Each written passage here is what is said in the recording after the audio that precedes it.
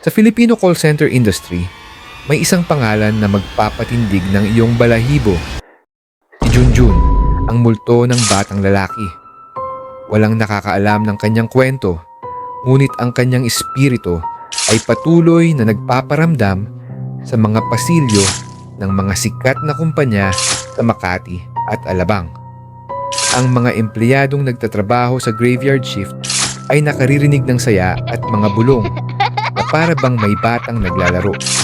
May ilan ding nagsasabi na naririnig nila ang boses ni Junjun na sumasali sa mga tawag.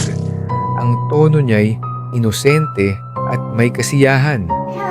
Kung sakaling makasalubong mo si Junjun, ano ang gagawin mo? Basta ako, laging may handang pamalo.